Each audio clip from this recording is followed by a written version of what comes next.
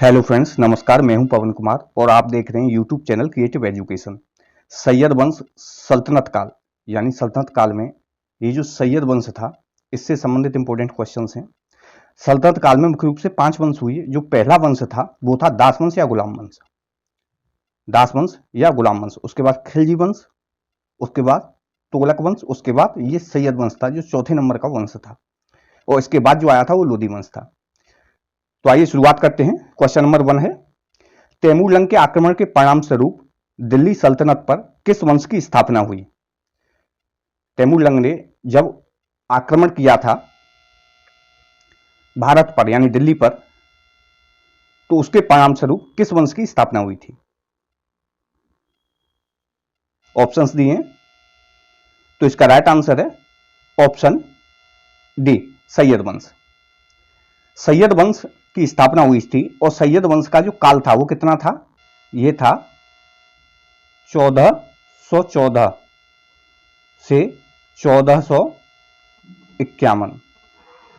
1414 से 1451 ईस्वी तक था। तो तैमूरलंग के आक्रमण के परिणाम स्वरूप दिल्ली में सैयद वंश की स्थापना हुई थी। नेक्स्ट क्वेश्चन है, क्वेश्चन नंबर 2 है, सैयद वंश का संस्थापक कौन था? Who was the founder of Syed dynasty? तो इसका राइट आंसर है ऑप्शन ए, खिज खां। सैयद वंश का जो संस्थापक था वो खिज खां था। खिज खां ने तैमूरलंग की सहायता की थी जब उसने भारत पर आक्रमण किया था। तब तैमूर ने उसे वापस लौटते समय अपने जीते गए क्षेत्रों जैसे लाहौर, मुल्तान, दीपालपुर आदि का प्रशासन किसको सौंपा था? खिज खां को सौंपा था। तो सैयद वंश का जो संस्थापक था वो खिज खां था। इसके पिता का नाम था नासिरुल मुल्क मर्दान दौलत, और सल्तनत काल में शासन करने वाला यह एकमात्र शिया वंश था। ठीक है, नेक्स्ट क्वेश्चन है, किसने सुल्तान की उपाधि धारण करने की बजाय रैयत ए आला की उपाधि धारण की एवं सिक्कों पर तुगलक सुल्तानों का नाम उत्कीर्ण कराया? सिक्कों पर तुगलक सुल्तानों का नाम उत्कीर्ण कराया। तो इसका राइट आंसर है ऑप्शन ए, खिज खां। खिज खां ने ये सुल्तान की इसने उपाधि धारण नहीं की थी, इसने रैयत ए आला की उपाधि धारण की थी, और सिक्कों पर इसने तुगलक सुल्तानों का नाम उत्कीर्ण कराया था। तुगलक सुल्तानों का इसने जो है नाम उत्कीर्ण कराया था। जब तैमूर ने भारत पर आक्रमण किया था तो खिज खां ने उसकी जब सहायता की और उसकी अधीनता स्वीकार कर ली, किसकी? तैमूर की।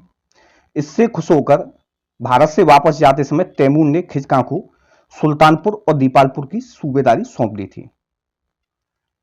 और खिज खां ने जो शासन किया था वो तैमूर का जो पुत्र था शाहरुख के प्रतिनिधि के रूप में शासन करने का इसने दिखावा किया था। तैमूर का जो पुत्र था शाहरुख, उसके प्रतिनिधि के रूप में शासन करने का ये इसने दिखावा किया था। तो राइट आंसर है option A, Khizr Khan. Question number 4 है, खिज खां के बाद उत्तराधिकारी कौन हुआ? तो इसका राइट आंसर है ऑप्शन बी, मुबारक शाह। खिज खां के पश्चात उसका पुत्र मुबारक खां मुबारक शाह के नाम से मई 1421 ईस्वी को ये जो है दिल्ली का सुल्तान बना था, और इसने रैयत ए आला की उपाधि से संतुष्ट नहीं हुआ था, इसने अपने आप को सुल्तान घोषित किया था। तो राइट आंसर रहा option B, Mubarak Shah. Next question है, क्वेश्चन नंबर 5 है, किसने सुल्तान की उपाधि धारण की? तो अभी भी बताया डिस्क्रिप्शन में, किसने सुल्तान की उपाधि धारण की?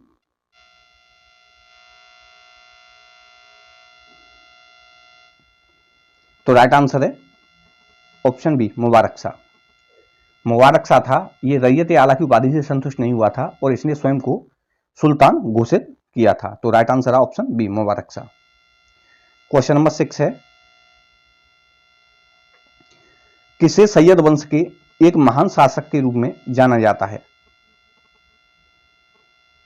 किसे सैयद वंश के एक महान शासक के रूप में जाना जाता है? तो इसका राइट आंसर है ऑप्शन बी, मुबारक शाह। मुबारक शाह को सैयद वंश के सबसे महान शासक के रूप में जाना जाता है क्योंकि वह कठिन परिस्थितियों में गद्दी पर बैठा था और उसके समय में अनेक विद्रोह हुए जिनका सामना उसने सफलतापूर्वक किया था। तो राइट आंसर है option B, Mubarak Shah.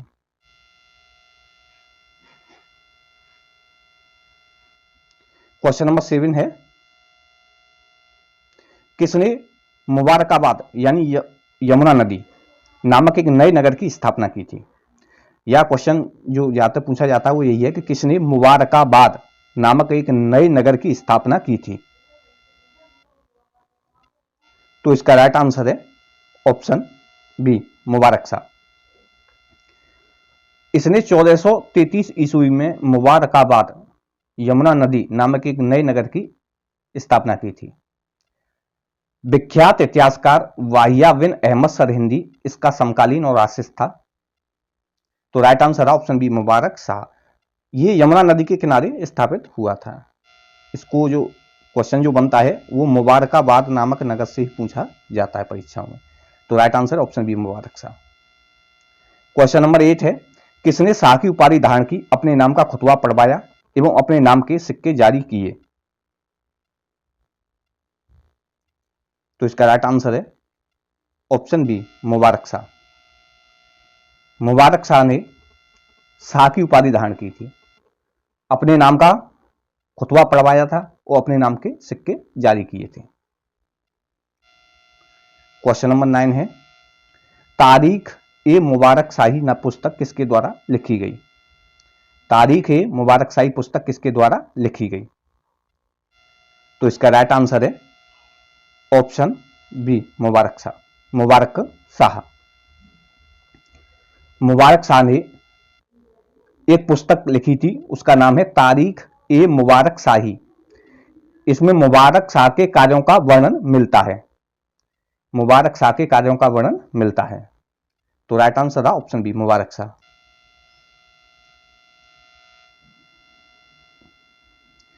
Question number 10 है, किसके समय में दिल्ली सल्तनत के शासन की बागडोर सैयदों से निकलकर लोदियों के हाथ में चली गई? सैयदों से निकलकर लोदियों के हाथ में चली गई। तो इसका राइट आंसर है ऑप्शन डी, अलाउद्दीन आलम शाह, जिसने 1443 ईस्वी से 1476 ईस्वी तक लगभग शासन किया था। यह एक अयोग्य शासक था और सर्वाधिक अयोग्य शासक ही सिद्ध हुआ था। इसी के समय में जो बागडोर थी दिल्ली की, वो सैयदों से निकल लोदियों के हाथ में चली गई थी। तो राइट आंसर है ऑप्शन डी, अलाउद्दीन आलम शाह।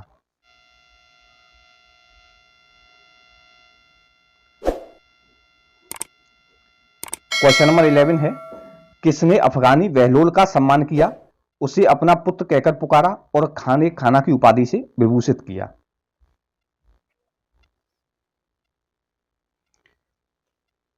तो इसका राइट आंसर है